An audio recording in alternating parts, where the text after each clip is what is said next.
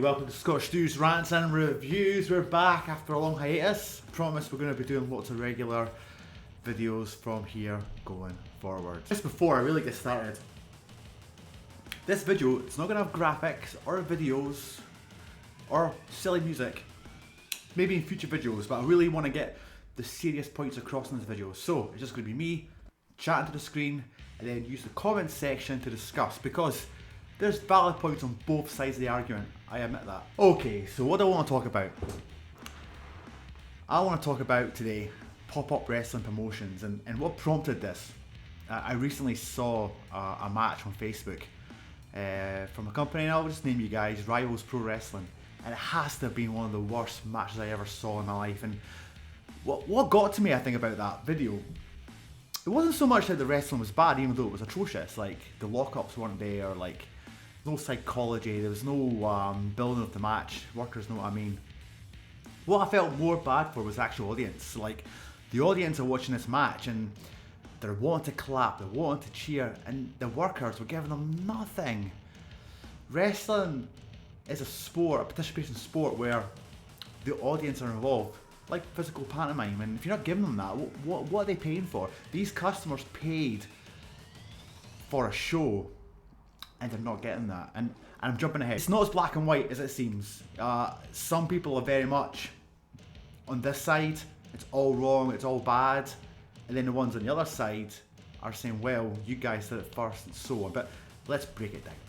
So first of all, a little history lesson about this. So I got involved in wrestling 18 years ago, but Scottish wrestling, and that's what we're talking about, Scottish independent wrestling, because that's what I'm more of an expert on rather than UK scene. I'm not going to talk about the English scene, and I'm sure there's a lot of this goes on there as well.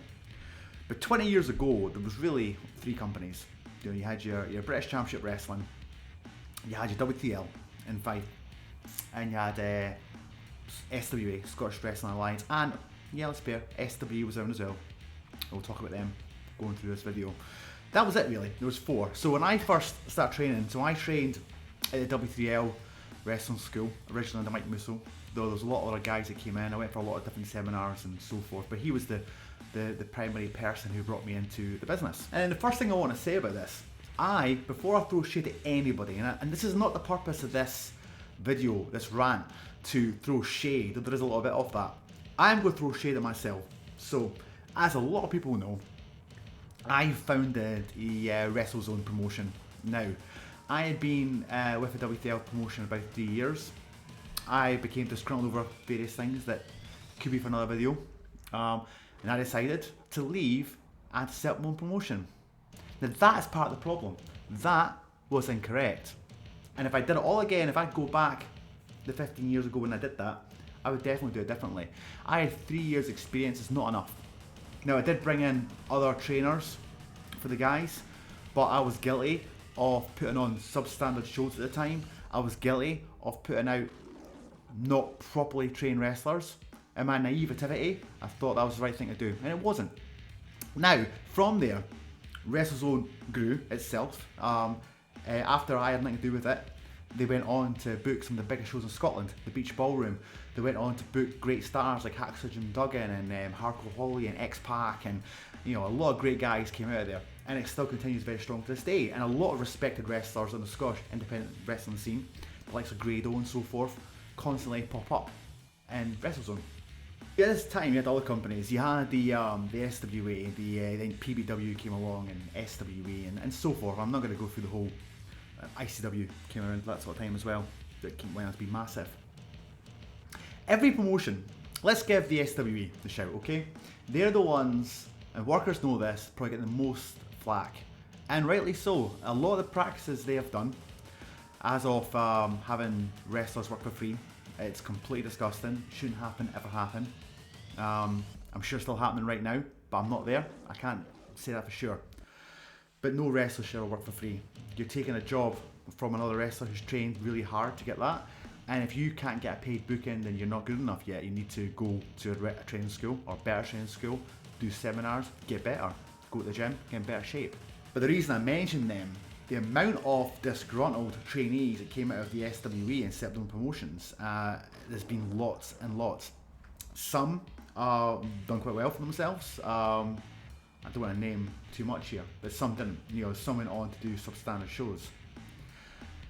And here's the issue, and this is prevalent right now, and this is the other side of it. So we've got so many now trainees going on who are not getting the opportunities possibly with the school or the companies they started with. They're saying, I'll just make my own promotion. And then they train people, and then they're doing the same. I'll go make my own promotion. Wrestling was never meant to be some crazy pyramid scheme where we just go bloop and put promotions everywhere. The wrestling business isn't a gremlin. We throw water on it and you go pop, pop, pop, pop everywhere. If you're a family member and you're paying for wrestling, you don't understand all these different company names. You see a poster and you see wrestling, you want your family to go and see that. We have to have a standard, guys. We can't just have a show where the production values are terrible, where the wrestlers are untrained or very inexperienced, where the music system, the sound systems are crackly and terrible. We got to stop this.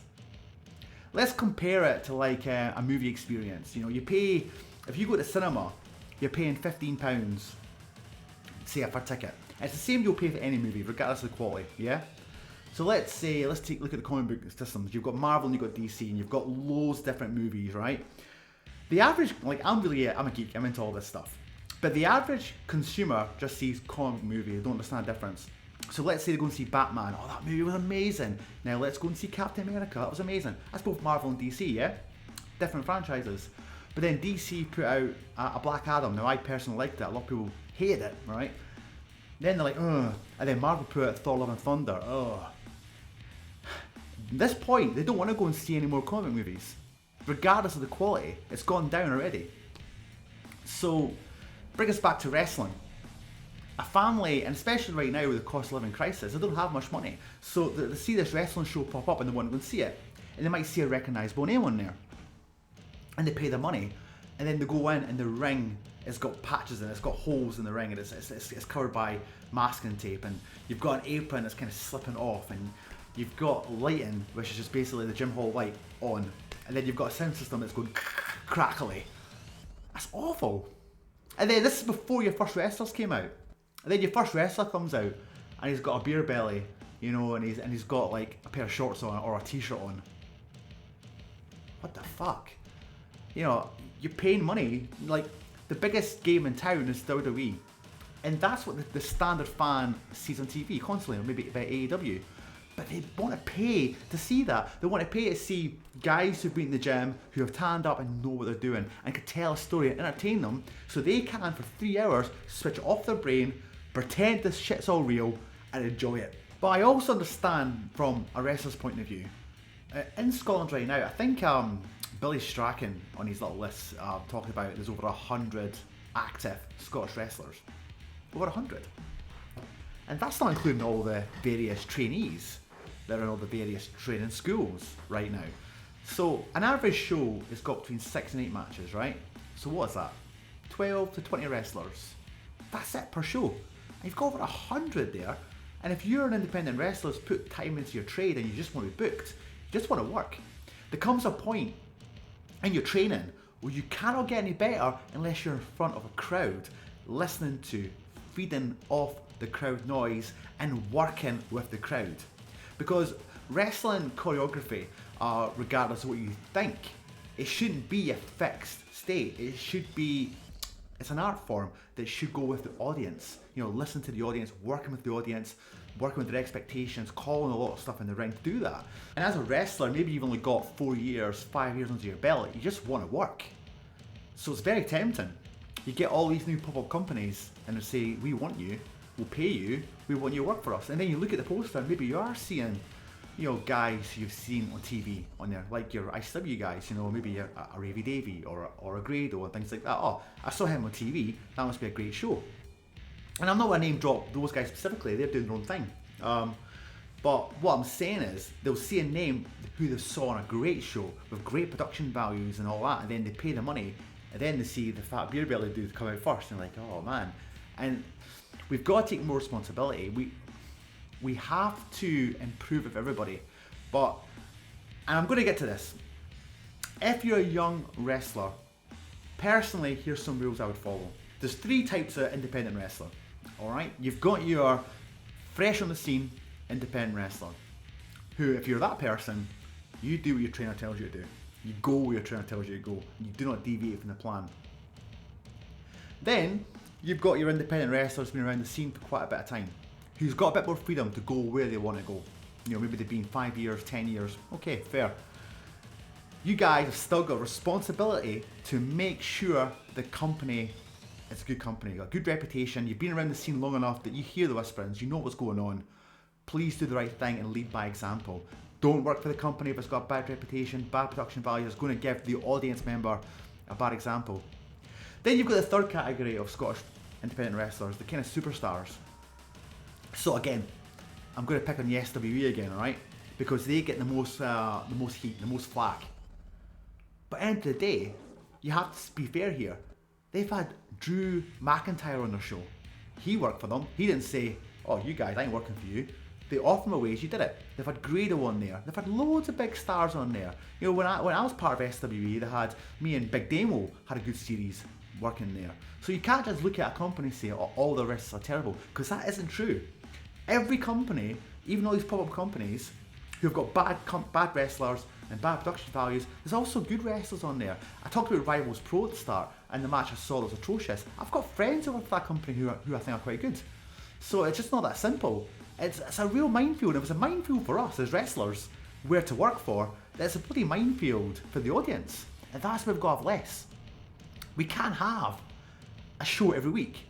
People don't have that much money or that much time or patience, and we're a niche company, we're a niche product. We need to have less shows.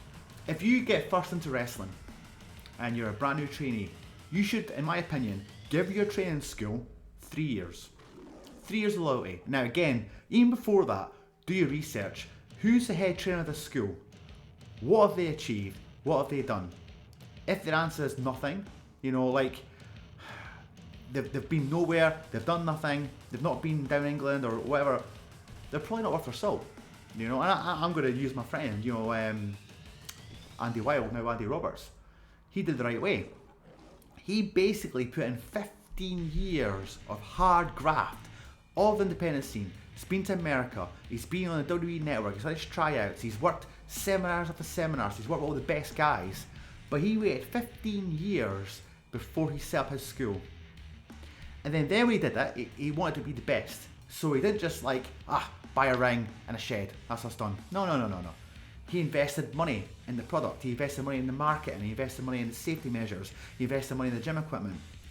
And then when he did his show, he didn't want to just do it in a gym hall. You know, let's just book the local gym hall in school. No. He looked around, he could have done that. He could have easily just put in a monthly show in local gym halls and had some standard product. Even though he's maybe booking great wrestlers, it could have looked like crap. But no, he didn't.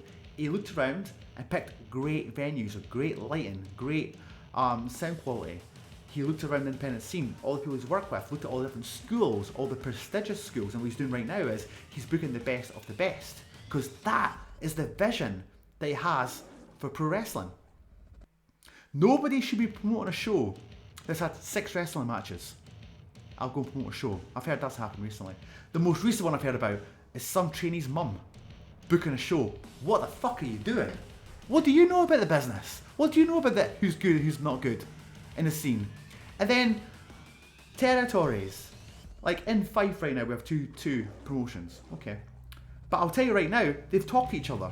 They've respectfully spoken to each other, so do not get in each other's way, and that's what it should be. You should just walk into a territory you know nothing about and just start promoting shows. Unless you're the WWE, you shouldn't be doing that. Unless you're some big monster company, you should find out who is there, who is the promoter, because the promoters that we've got that are doing really well are promoters who put time, effort and money. But let's get it straight, wrestling is a business. It's supposed to make money, and I can see the attraction if you're that person's mum, the trainee's mum. Oh, let's make some money, let's get my son a wee booking. No! You put on substandard promotions. I don't think anyone should be promoting any company unless you've had at least 10 years experience in the business and know what's going on.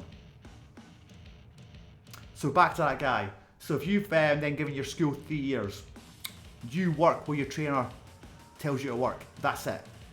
does not know that you don't go in business for yourself. You don't message these companies by yourself. You put it past your trainer. Once you've given that trainer 3 years, then you can maybe branch out yourself. However, do the research. Don't just work for what we call the fucking shit arses. Because we're damaging the product. Where's it going to end, guys? We're going to literally have a wrestling show in every fucking corner, every fucking street in Scotland. Who's going to pay for that? And then you're going to have the great promotions paying lots of money on high production values, lighting, sound, ring crew, venue, and they'll get 10 people turning up, and it's going to kill them. It's going to kill them straight away because they can't afford that. It has to stop. If you're that promoter promoting a show with no experience or just booking some gym hall, think about what you're doing.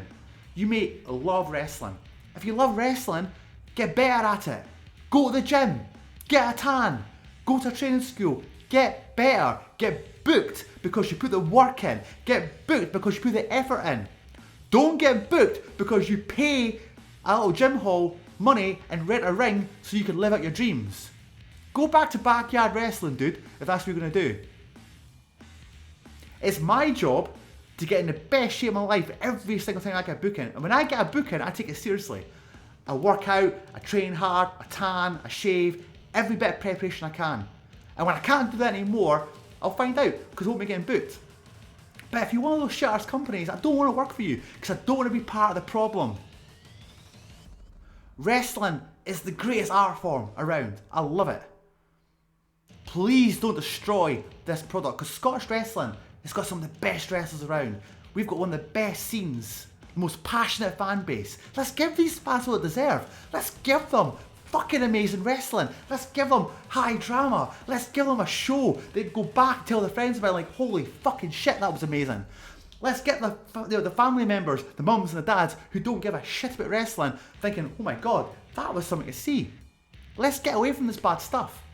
And I'm sorry if this hurts, if you're that guy, if you're that wrestling trainee thinking, I've had my 6 matches, I'm booking a promotion and I'm not in shape, but fuck it.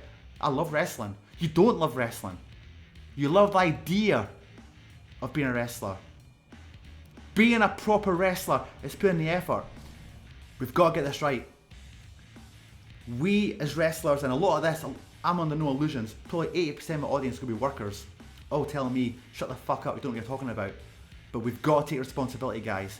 We've got to stop working for the bad companies with subpar promotion, and we've got to start working for the good companies. And I get it. Who are the good companies? Talk to experienced wrestlers you know and you trust. And let's just make this product great.